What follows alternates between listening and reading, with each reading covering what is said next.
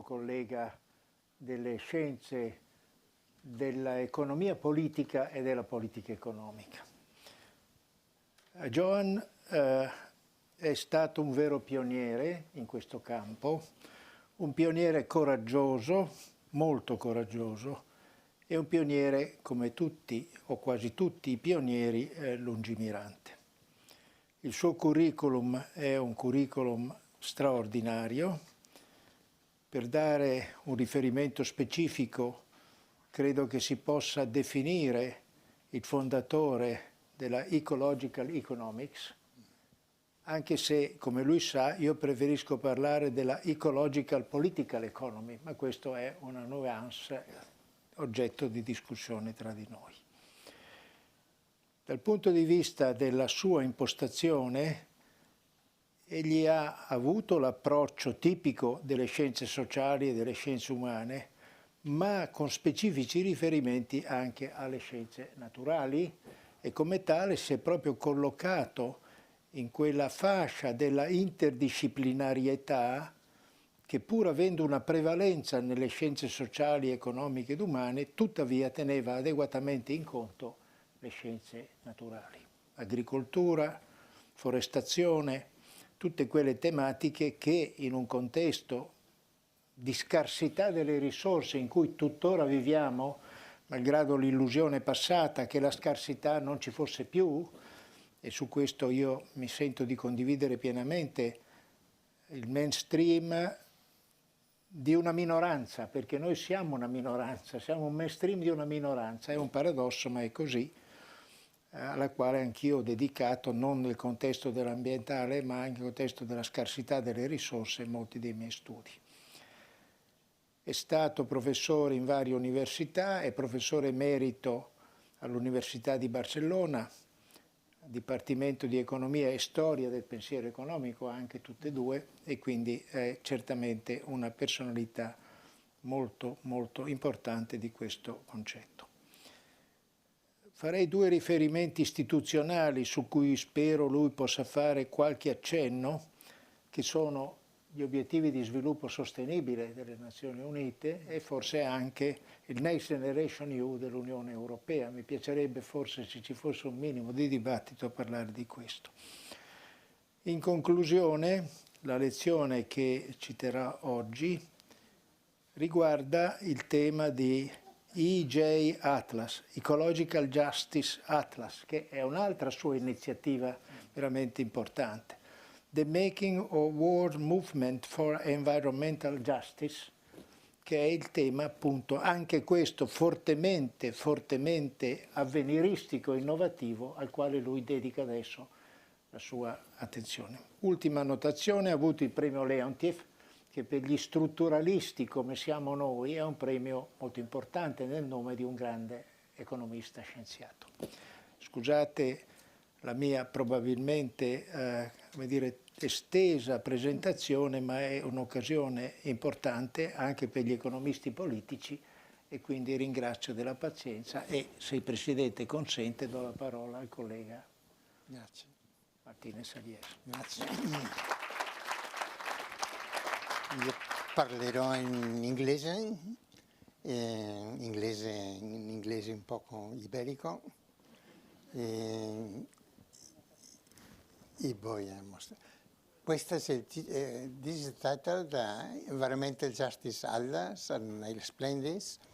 And the subtitle is something, well, this is going to be a book. The book is not yet published.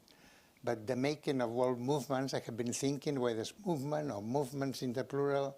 So these things are still open. It would be very nice to have time for a discussion at the end. And also I remember to discuss the Sustainable Development Goals. And here, since we are in a Balsan Prize context, and I got the Balsan Prize 2 years ago, and now I have been here listening to the prizes, and I know that there are deliberations in which I have not been active about which prizes or which topics you could choose for the next years, 24, 25, 26. So I wanted to start with this thing, because this is what I do. I bring together ecological economics and political ecology, some of environmental history, and of course in ecological economics, one part of it is the study of the metabolism of the human, of the economy, of the human society and economy, meaning the flows of energy and materials. These are words, metabolism, from about 1840, no, Stoffwechsel in German at the beginning. And this, but of course the human societies have metabolism. And this is part, well, this is part of different disciplines, but one is ecological economics. So perhaps in due course we can have prices on what we could call also the environmental social sciences, isn't it? And there are universities which already have department of environmental social sciences. So with this background, or this background, my background is that what the future can have for us. I'll start saying this, that the world in ecological economics, we start quite often with this statement: the world economy is not circular, it is entropic, and we quote Georgescu Reagan's book of 1971, like 51 years ago. He was not the first one. It was already Frederick Soddy in Oxford, for instance, and other precursors of this idea, because it's quite obvious that an economy based on burning coal, oil and gas, or also biomass, is entropic in the sense that you cannot burn anything twice, isn't it, to put it very shortly. This was the meaning of saying that the economy is not circular. Whatever the fashion now is to say that we're moving to a circular economy is not true, as the second statement shows. If in the economy of the world, every year, more or less, by chance, is about 100 gigatons of materials entering the economy. Well, this year will be a little bit more, and next year a little bit more, as things are moving. But in the last 2 or 3 years, with the pandemic and so on, this was 100, is an easy number to remember, and of this only less than 10 gigatons, gigatons are billion tons, are recycled. All the rest are, well, energy carriers, coal and gas and oil, but also other materials which at the end, as we all know, are not recycled. For instance, all the sand and gravel for the cement industry, this goes into buildings, might be recycled in about 100 years, isn't it? But it's not very likely that it will be. And because of this, well, that's my very structured explanation. Because of this, many environmental conflicts arise in the world, both at the commodity extraction frontiers, but also waste disposal frontiers. And one of the conflicts at the waste disposal frontiers is climate change. And there is the killing curve, which many of you will know. I don't know whether El Corriere della Sera has ever printed this, but probably not 50 years ago, but perhaps in the last few years, which is how the concentration of carbon dioxide in the atmosphere is increasing, and it will reach, without any doubt, I think, 450 parts per million in the next 20 or 30 years, not in my lifetime, but in the lifetime of the people younger in the audience. And the ups and downs, you know, depends on the winter or the summer. But this is the trend. And when I started the first lecture, if I remember, already in 1992, because I was an economist and an economic historian, but then I became a lapsed economist and became more interested in these issues, in ecological economics. And this was in 92, the year of the Rio conference. And as you can see, in 1992, we were at 360 parts per million. So it's going quite fast. So I prefer to show this than to talk about 1.5 degrees and so on, because we don't know exactly, and depends where in the world, isn't it? But on this, we all agree that this is, well, it was a very good idea to send killing to Mauna Loa and Hawaii in the late 50s to start these measurements, isn't it? Could be measured also in Milan, but it's not. This is the standard curve that we all know. And because of this, you see, what I'm doing is looking at the physical part and then trying to explain the social or historical part in all this. Because of this, there are environmental movements. Some people know the recent environmental movements from school children in Sweden and so on, but I think they are much older, these environmental movements, both against commodity extraction, but also because of waste disposal. There has been a debate in environmental sociology or in political science, actually, or political ecology, on whether environmentalism is something more from the middle class, from the rich, or whether it's something from everybody. And with Ram Gua, some years ago, we published a book called Varieties of Environmentalists in '97, based on our experiences in India, in his case, and Latin America in my case, and then I published this book about 20 years ago on the environmentalists of the poor. I would call it today the environmentalists of the poor and the indigenous, isn't it? Because there are so many experiences. All these links with the environmental justice movement in the US, which grew already in the 80s, against what they called, because it was coming from the civil rights movement, they called it the movement against environmental racism. Here we are using environmental justice not as philosophers would do, say, no, that we heard something before about Martin Nussbaum, although Martin Nussbaum would not very far from this kind of, he would be interested in this, but in not as in a philosophical sense, what is the proper way of being just towards other generations or other animals or towards poor people. We use in the sociological sense, observing that there are movements, environmental movements, local movements, which sometimes they don't call themselves environmental, but they are environmental, the contents of the movements, and this is more a sociological or political observation.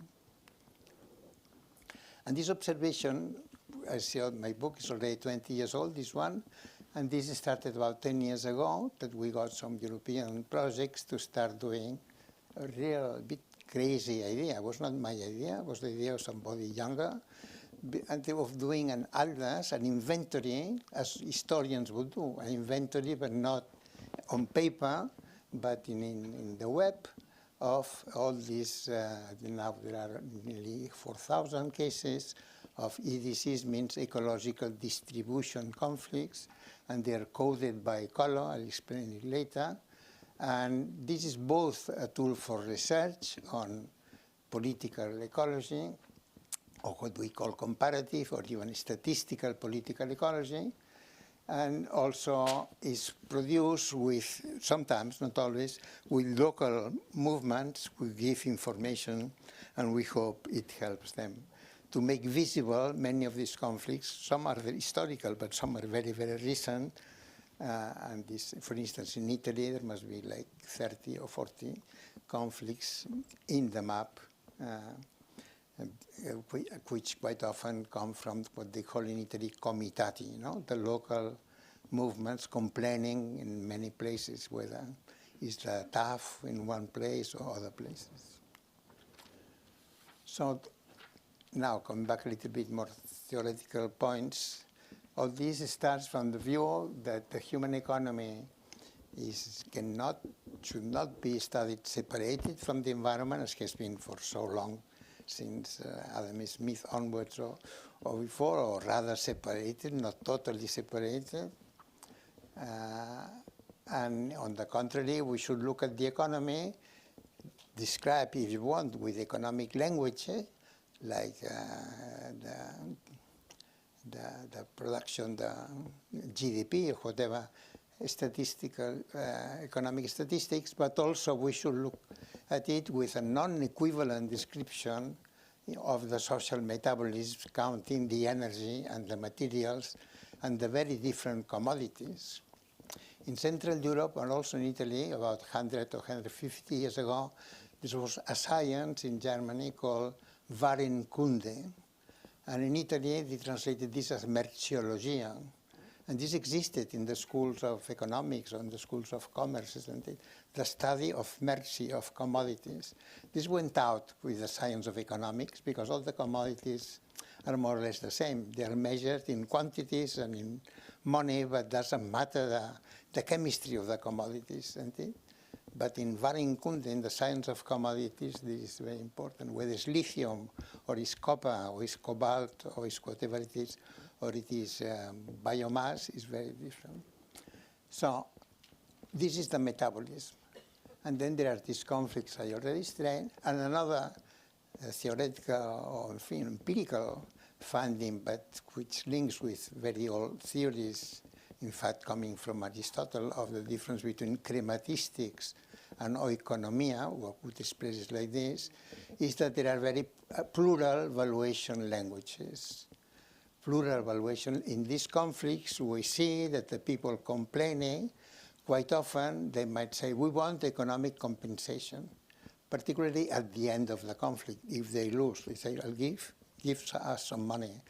But probably, or sometimes at least at the beginning, they would say the water is sacred, or the land is sacred, or we have indigenous territorial rights, or the ecology of the place is very important.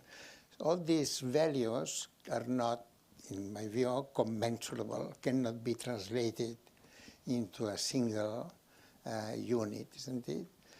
Although economists like to do this, to put money values to everything. So there is a more technical terms, there is a debate between people doing cost-benefit analysis in money terms and people doing multi-criteria analysis, I would say in technical terms.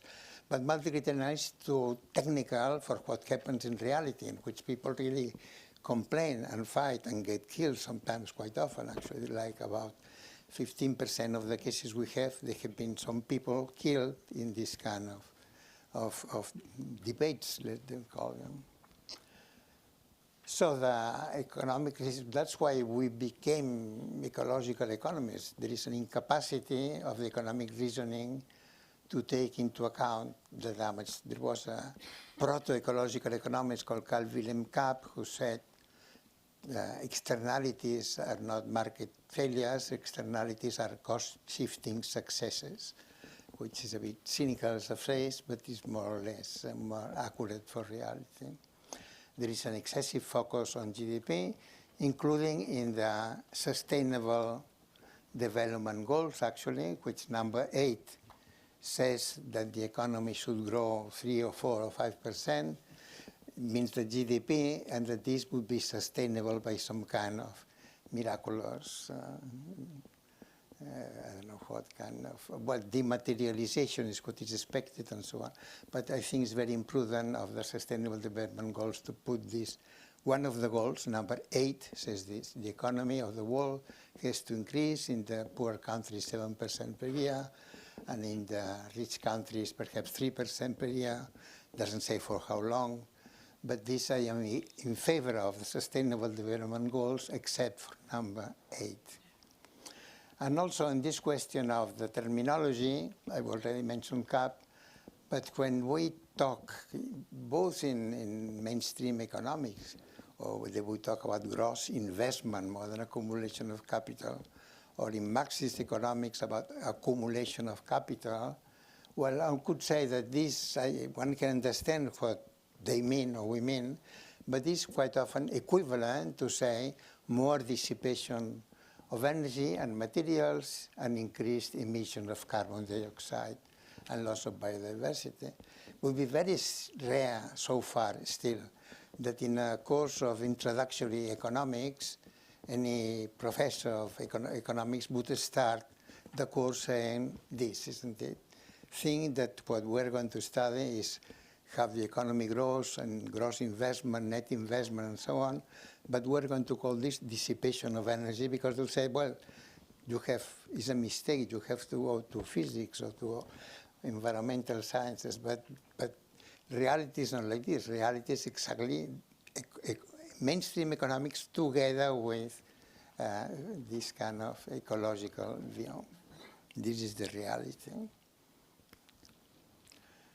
And therefore, all this, which I'm explaining here, links a little bit with a debate which is strong, in Europe at least, on the growth or prosperity without growth, as Jackson calls it, or the growth, as we call it more in Barcelona, with Toscalis, or Jason Hickel, who is a young really star who has moved to Barcelona. And I think that the post-growth, or in German they would call it post-Wachstum, because the translation doesn't sound well, degrowth. All this is the same, these names for the same idea, is a movement of activists and intellectuals, which is quite strong. In fact, I could quote myself here from my articles, well, this comes from Georgescu Reagan, isn't it? From the report to the Club of Rome of the Meadows, and there is a continuity in this kind of thinking, with some practice, perhaps, in some places in Europe. But I call it rather solipsistic because I think it's too much from the north. People look at the south in terms of what they think, whether they say sumac causa in Quechua. But it's not what people say. I think what is important is what people do. And what people do in the south or in the north also, for instance, well, I don't want to put examples, but there are examples also in Germany, for instance, the Ende Gelände movement against coal mining near Berlin and near Köln, and the Gelände, which is a movement for leaving the coal underground, isn't it? For climate change reason in that case, not because of local reasons. So there is environmental justice in the world and mainly in the south, in a way, as I see it, an ally, but is stronger than this growing movement of degrowth in the north, which really not growing so much, but it exists. It exists. Even President Macron recently, in August, in a speech to the Council of Ministers, I don't know whether you read, he said, "C'est la fin de l'abondance." No? It's the end of abundance, taken probably from Pierre Charbonnier's book, which is called Abundance and Liberty, and making this. How are we going to have liberty if there is not this promise of abundance, which we cannot have anymore, according to some people of this kind of school? So this environmentalist of the people, of the poor, of the indigenous from the south, is an ally of this movement, or the other way around, I would say. Is more important, in my view, this wide movement from the south, or from the north, on environmental justice.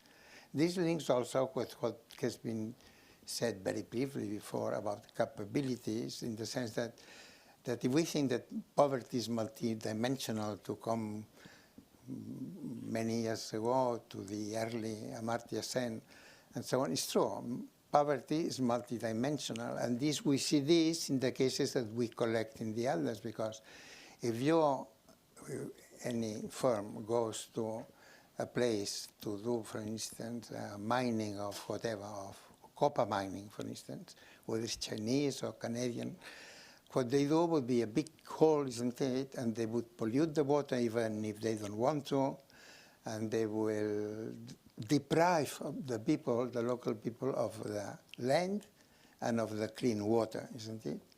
If it is gold mining, they will take 1 gram of gold for every ton of earth which they are moving, and they will pollute the water with cyanide or perhaps mercury also. So for the local people, even if they get money in the form of wages or an indemnity perhaps, compensation, they have lost their capability, if I can use the word, for making a happy life, or a life as they had before, which was using the local resources of land and water. So this idea that poverty cannot be measured in money terms, which is so common today, that it's not a question of $2 per day or $3 per day, links with this idea of multidimensional environmental conflicts. And the protagonists, who are the protagonists? Because I recall about a movement has to have participants, isn't it? And well, in the movement for environmental justice, across all these conflicts that we have in the Atlas, which is a classification as we could have another nuclear energy, mineral oils, waste management. You can see the 10 main categories, and then we have many subcategories. Then there is an overlap. There are, of course, environmental justice organizations active in these things, or local neighbors, local peasants. But also there are sometimes feminist movements, anti-colonial movements. So I'm going to show now this counting in the Atlas with 3,600 entries. According to the data sheets that we have filled, not myself, it takes about 1 week to fill one of these data sheets, or 3 or 4 days. So there are many hours or many years of work, perhaps 30 years of work in building up the Atlas. And then we can do some statistics, and this would be one. Who are the participants? Well, this is something that for people doing social movement theory is of interest, and also for former Marxists, if they want to see what is the class content of this kind of movements, or sociologists. You know? Anybody could say, who are the protagonists of this kind of movements? Well, to tell the truth, I am not quite sure, but if anybody knows, it's us who have made the Atlas with such a large sample of conflicts, isn't it? And what appear is local, what we call local environmental justice organizations, like the Comitati in Italy, or could be normal citizens and communities, farmers or peasants, or should have written peasants, modern farmers, but also local scientists intervene quite often when there is a debate about the toxic implications of the project, for instance, or who are the indigenous communities, indigenous people, which are about 5% in the world, according to the sort of UN statistics. Only 5% of people in the world belong to indigenous groups with their own language and so on. In Europe would be only the Samis, so few people more. But in the others, it's not 5%. In 40% of the cases, we have indigenous people participating. So we can go through this and make your own conclusions about who are the protagonists of these movements for environmental justice. And I could show similar things about what kind of mobilization they have, what are the, as they call, sociologists would call this, the repertoires of contention, also how many of these cases end with success or with failure for the people who complain. I already mentioned how often people are killed, and so on. And we have now several articles, new articles published, and one is about women environmental defenders, specifically on women environmental defenders, and how the forms they complain. There are also religious groups, and we can do now, I could do a sort of map with the others, showing where they are, and they are in Latin America, from liberation theology, or Buddhists, no? Not that all Buddhists are environmentalists or even nice people politically, but it's true that in Tibet or in Southeast Asia, Buddhist lamas take leadership quite often, well, quite often, from times. So we could, apart from doing the social movement contributions to social movement theory, and in what I am writing now, I compare this quite often with feminism, not because I cannot impersonate a feminist or be an expert on feminism, but I have seen the feminist movement grow, as we all have, and the feminist movement has been growing without a Politburo and without a central committee, and there are women complaining everywhere in the world about different claims and grievances, but quite similar, and they know each other. So there is Lucy Delap from Cambridge, who has written a good book recently of about 400 pages with this, and there are a lot of other literature. So this is the kind of social movements without leaders, or with sort of passing leaders, and without this idea of forming one single movement. And one could also go to history and read E.P. Thompson on the making of the English working class, which I remember reading a long time ago, and being surprised that the English working class was born in Methodist churches in Wales, which was something for somebody from Barcelona was really very strange. Because in Barcelona, the working class organized by anarchists, isn't it, in the 19th century? And in Italy, more or less the same. So there is a lot of empirical work that one can do in studying the origin of these social movements. And as Charles Tilly wrote some years ago, 20 years ago, a social movement does not mean so much an organization, but a cluster of performances, of events and episodes. And in the others, we see some which are quite similar in different places. Sometimes they know each other or they get to know each other. And so tomorrow in the sessions we will show the Arctic and the conflicts around the Arctic by indigenous people. And we can discuss whether they get together, which is very difficult to get together from Russia to Canada or to Finland. Politically difficult and geographically. So this is what. If there is a movement, it would have also an iconography, and it would have music, isn't it? It would have a lot of music. For instance, I put here cultural expressions in different languages. For example, in Tamil Nadu, in Embor Creek, just north of Chennai, there is protest because they have put about 3 or 4 big coal-fired power plants, and they have destroyed the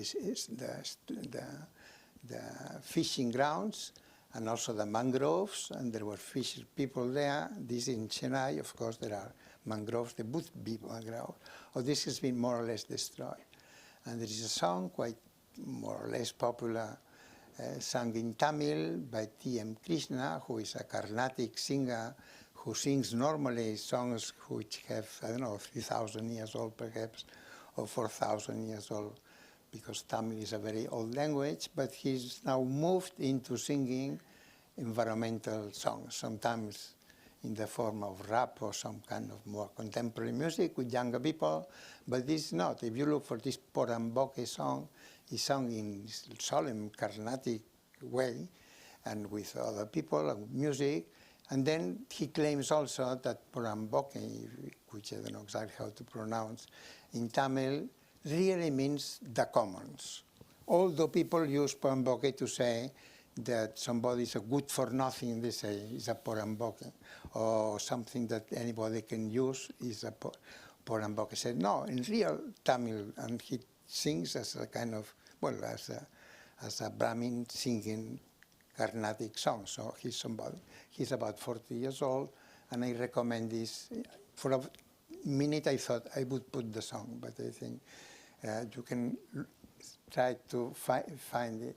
Or you have many photos and banners and songs, and any movement produces banners and songs and demonstrations and so on.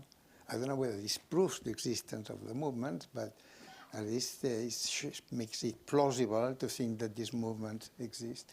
And this one, which is from Cajamarca in Peru, this lady, she's saying water is worth more than gold, and she said, most probably in her educational mind, she remembers Pizarro and Atahualpa, because it was in Cajamarca in Peru where these episodes of Western civilization took place. And it says water is worth more. Sometimes this is a slogan used in Latin America quite often, the same slogan, invented in many places by we don't know by whom. And sometimes a bit pedantically, I say, well, this is not quite what she means. She doesn't mean that water, 1 liter of water is worth more than 1 kilogram of gold in money terms. It's absurd to say this. She means that we need, there are different standards of value, and that water is valued in the standards of value of livelihood, or perhaps sacredness, livelihood in this case, and is not commensurable or strongly comparable with money values, isn't it?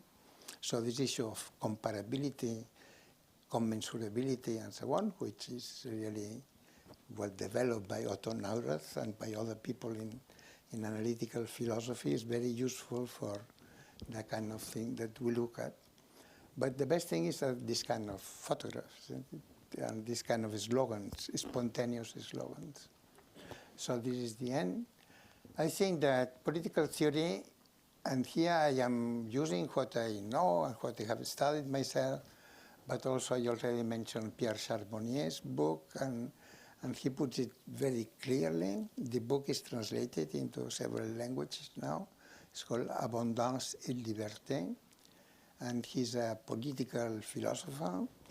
And he says that political theory did not take environmental issues as crucial concern, although all political philosophies from Grotius and Locke, and then the economists, Adam Smith I mentioned, and Marx and Ricardo, and all talk about the land, and they talk at the beginning at least about the colonies and the convenient idea of having slaves for their own countries. So they were not unaware of the physical realities, no?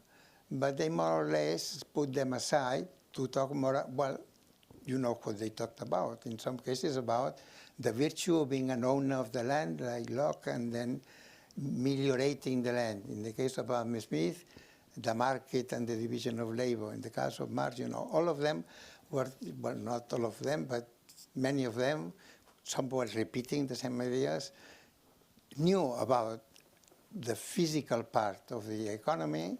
How could they not know about it? But didn't put this in the central stage.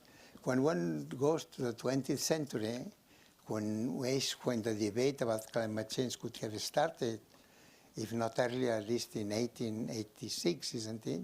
With the articles by Svante Arrhenius in Sweden and other people. So this is known now for 120 years scientifically. This did not become a matter of politics, well, depending how you measure this. But Budiko was mentioned in a previous slide. Budiko was a Soviet expert on climate change. And from the 60s and 70s, he was saying, there's going to be climate change, but it's good because we can cultivate in Siberia, more or less. But so this was known. That's the point I'm making. This was known, but until the IPCC and the 80s, and then Rio, and even now it's very well known, but nothing is being done, to tell the truth, isn't it? Nothing is done in as effective political, is not the main thing. I was asking somebody how often they mention climate change now in the Italian electoral campaign. So not very often, I think. But this perhaps is going to change, or at least it should change. And one way that this should change is by, well, through what we do here, people like us in this room. I mean, through universities or research institutions, pushing the place that the environmental social sciences had, because there are very important questions here. Apart from looking at this movement around the world, one question is whether the freedom of the markets and political freedoms went together or go together or not. Is there going to be a kind of authoritarian environmentalism? The relation of economic growth to democracy. Well, does democracy need economic growth? I was brought up, for my disgrace, in Franco's Spain for the first 20 years of my life. And at the end of Franco, people were saying, once we reached, I think it was $1,000 per capita, well, it coincided more or less that he died then, at the end. But I mean, no relation. But the question is, more economic growth provokes more democracy? Well, it's not so clear, isn't it? And is there going to be economic growth in the common sense of the world? In China, for instance, where there are 4 billion tons of coal extraction per year, and so on. And I put that last line yesterday when I was preparing this, that, well, as many of you, perhaps I feel, although I am a sort of optimistic type, and I don't know why, but I mean, that all these movements are going to change the world, feminism and the environmental movement and so on. After the start of the Ukraine war, I think that perhaps a new age of empire, to use Hobsbawm title in one of the book, as Europe before 1918, isn't it? They were killing each other, and nobody understood why they should kill each other, but they kill each other with great enthusiasm in the First World War. So are we moving into an age of empire where climate change is going to be just forgotten for a few years, decisive years, and biodiversity, or where are we moving, isn't it? Well, I don't know. It's not a science, it's a different kind of discussion. But of course, it's relevant what is going on. One good, between commas, one useful thing that has come from the Ukraine war or invasion is that people now say, gas is very important. Well, yeah, gas was very important 6 months ago also. And gas comes from the Yamal Peninsula. Yamal Peninsula, what this might be? Well, this is on the top of Siberia. And who is doing the Nord Stream and so on? The Total company from France. And you can do a little bit of iconography of Patrick Pouyanné, the CEO of Total, with Macron at one arm and Putin at the other arm just 2 or 3 years ago. So the world is changing, but I'm not sure for the right direction. Thank you.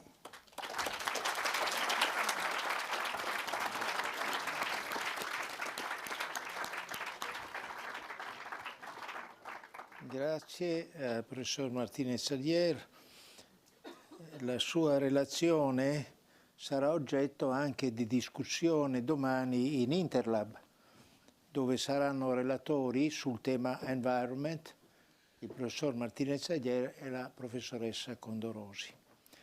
Credo che sarà un dibattito molto interessante perché ci saranno posizioni di consenso, posizioni di dissenso, posizioni problematiche, ma la scienza è fatta di discussione e quindi certamente il professor Martínez Alier con la professoressa Condorosi darà risposte adeguate, non necessariamente convincenti, ma adeguate alle domande. Domani è il 10° anniversario di Interlab, ne abbiamo fatti 10, non voglio raccontarvi la storia, ma credo che sia un anniversario importante. Ne parleremo a Roma il mese di novembre e per quanto mi riguarda ringrazio tutti e credo che si possa considerare conclusa la nostra riunione con un rinnovato ringraziamento alla Fondazione Corriere della Sera, alle nostre 2 colleghe che hanno anche ruoli istituzionali, ma innanzitutto sono colleghe, alla dottoressa Girgis e a tutti voi. Grazie e arrivederci.